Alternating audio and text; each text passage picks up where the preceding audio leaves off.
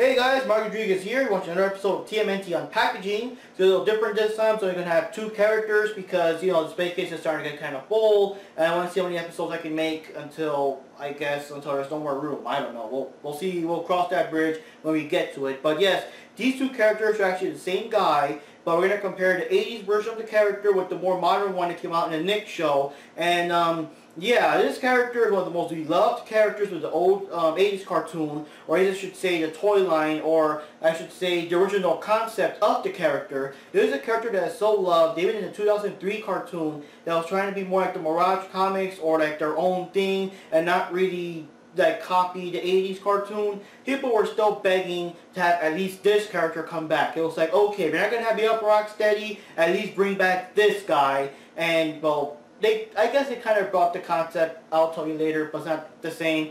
But yes, the character I'm talking about is Slash, the evil turtle from Dimension X. It's a perfect example of the figure being just too extreme for the TV. I mean, just look at that. I mean, he's got all the blades on his back. He's got this razor-sharp weapon, the evil look on his eye, the evil, like, insane look on his eye, the sharp teeth.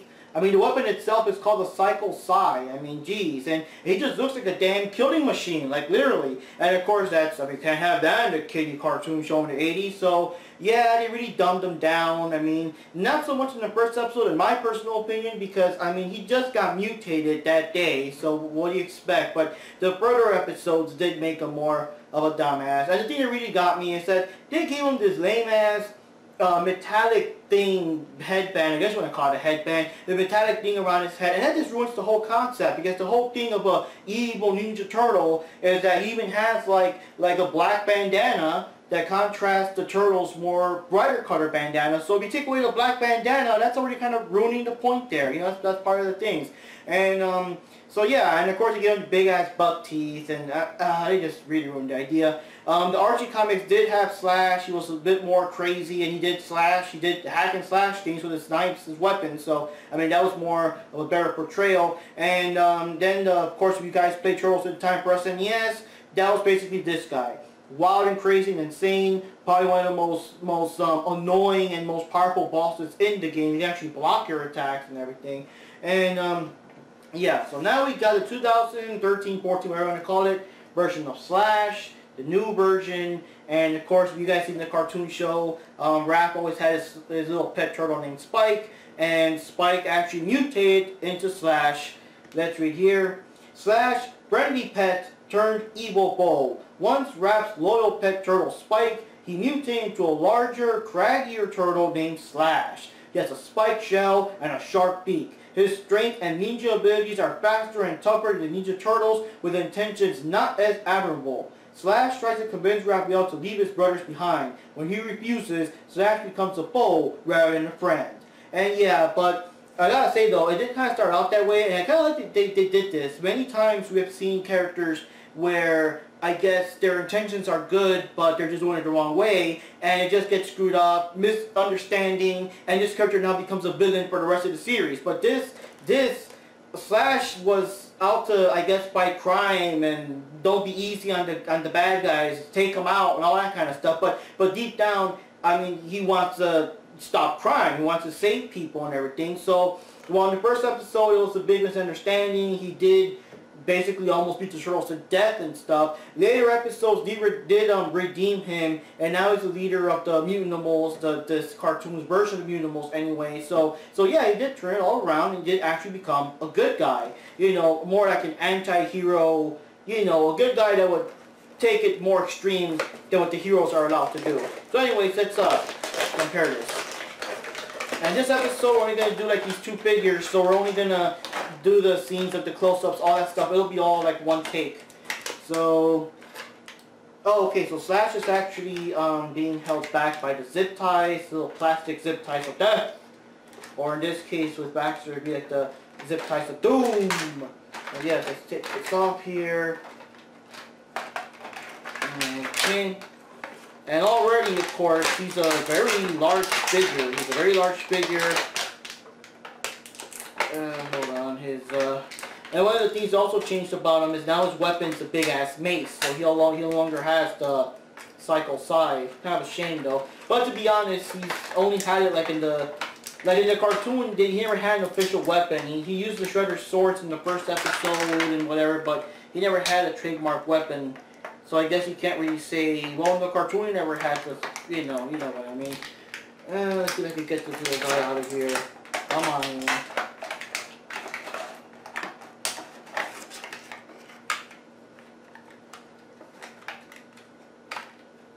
But yeah, it's just a weird concept. It's like a page called Turtleception, with how can walking, talking, sentient turtles have a regular turtle as their pet. And don't you feel kind of bad or kind of sorry for them that the turtle isn't as smart as them? It's just a dumb animal, you know, so to speak, no offense or whatever, but just a dumb animal compared to them. That's a weird, that's like Turtleception.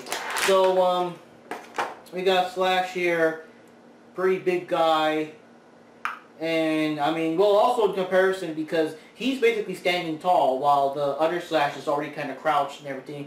I like that they used the same shade of green for both, and of course they didn't do that in the toys, even the 80s toys, all the turtles had a different shade of green, but of course in the cartoon they were all the same shade. But here they actually kept Slash the exact shade of green that his original action figure was in. So let's compare, guys. Alright guys, we're close to start with the original 80s Slash. Here we got him, right here. And yeah, like I said, he got that crazy look in his eye, the black bandana, razor sharp teeth. He got this weird twisted symbol here that could kind of represent an S. And of course the shredder blades to kind of accentuate the fact he works with the shredder. He's evil. He's got the cycle side here. It's pretty awesome. He has this articulation, which is kind of weird. Not many toys of the 80s cartoon had this extra articulation. It was just the arm, one solid piece. So this is kind of a, like, I should say an oddity for the old series. And yeah, he got the spikiness here, back of the shell, spiky tail too, which is kind of weird because the regular turtles don't have tails, so it's kind of weird comparison. And of course the holes in the bottom for vehicles and things. Now here's something weird. Here's something just an obscure fact. If you remember the turtle movie, the second Secret of the Ooze, they had the evil turtle Razar. Well, I mean, sorry, Razar was the wolf, Toka was the turtle. But the thing is, if you actually buy the Toka action figure, I shit you not, this is the exact same figure of Slash, just that with Toka's head instead of like Slash's head. I'm not sure it was the same color green or it was like painted like a different shade of green or something, but it was the exact same like body type and everything, just that with Toka's head instead of Slash's head. I'm not sure if they still had the shredder blades or things like that, but that was a lazy figure, because, I mean, even in the movie, Toka did not have this belt, and I think the Toka figure comes with it. Whatever. So now we have the new version of Slash. Like I said, he's tall, he's imposing. One of the things about him people didn't like is that his head just seemed too small compared to the rest of his body. That was kind of weird. And he got the spikes here. Again, with the lazy paint job. Yes, here they are colored, but here they're still brown. It's like, come on, guys, consistency. He's got a cool S symbol. That's pretty cool. He kept that. Of course, he got all the tape and stuff like the turtles do nowadays. And I guess he kept this just to kind of go with the purple here. I don't know. This is the thing that kind of stood out to me when I got the figure, when I opened them up. The shell being this weird, super light green color. I could have sworn in the cartoon it was all the dark green. So I don't know what, you know. And his weapon here is a mace. So that's a big difference already. Then instead of having the cycle sai or some kind of variation of it, it's now a mace. Give me 1 second here. And also, like in the cartoon, Raphael had this big armory basically full of all kinds of weapons, and of course, we choose one, so he chose the mace. But it's like, yeah, things that you guys don't use, you just have them lying around. So articulation, arms also do like the whole thing, but of course that's not too uncommon with today's figures. And he does actually open and close his arms, which is kind of rare for the other figures that are not just the regular turtles. The legs also do that sideways thing too, so that'll help for positioning. Well, yeah, his knees are not long enough for articulation there. That's kind of interesting there. Yeah. Now for the famous question, can they stand? I'm pretty sure they can. They got the big feet and they're kind of spread out enough. Here we got classic 80s Slash here. As you can see, he's pretty spread out. He just wobbled a little bit. Give me 1 second here. Maybe. Yeah, this second foot here doesn't exactly touch the ground like all the way flat down like I would have preferred. So I guess he is just a bit wobbly. The new Slash, of course, got even bigger feet. He looks a bit more balanced. And, actually, yeah, that works. That works. And I could probably put this arm kind of in or down or something so that it doesn't take up too much space in the display case. But yeah, that works. That's pretty cool. I could probably leave it open like that.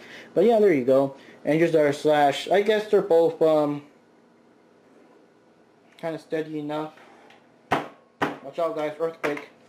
Yeah, I kind of thought so. This Slash, I don't know. It's so limited what you could do with his legs. You can't really position them too much. This is somewhat better, but